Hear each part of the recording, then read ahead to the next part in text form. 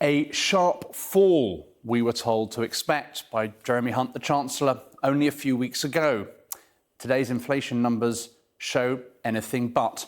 They remain stubbornly in double digits, close to that 40-year high. Unfortunately, that's the headline rate of inflation, but behind the headline, the story gets even worse. Because if we look into the components of inflation, the individual costs that affect a typical family, some of the things that we have to buy have risen in price a lot more than 10%. Energy, of course, we know, has rocketed in costs over the last 12 months as a result of the war. But so too food and drink.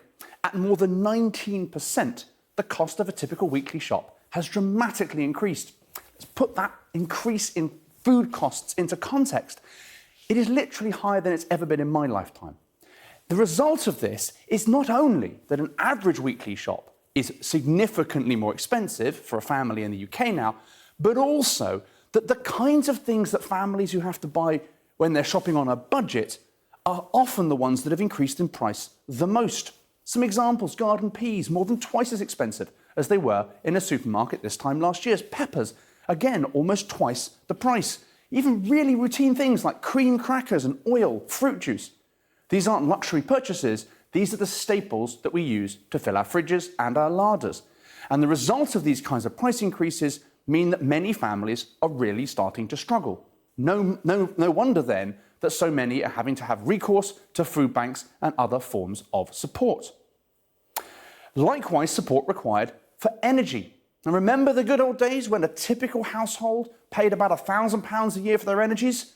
Well, those good old days are long gone. The costs for a typical household to heat their homes, of course, have risen by more than twofold. Now, about £2,500 a year for an average UK household, capped by the government's energy price guarantee. If there's light at the end of the tunnel, it is that over the course of 2023, we are expecting to see energy prices begin to come off that high.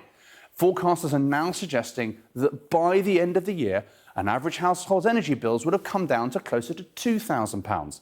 So good news couldn't come a moment too soon, but still more than twice what that same household was paying for energy 24 months ago.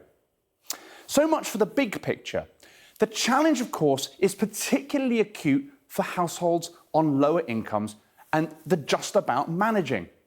Here's an example of a household with 2 adults and 3 kids on a modest household income, about £35,000. Their rents increased dramatically over the last 12 months. But look at those cumulative effects of the cost of grocery increases and the cost of energy increase. For this family, as a case study, their total bills have increased by more than £3,300. That's almost 10% of their entire income now absorbed, and it's for many families money they just don't have.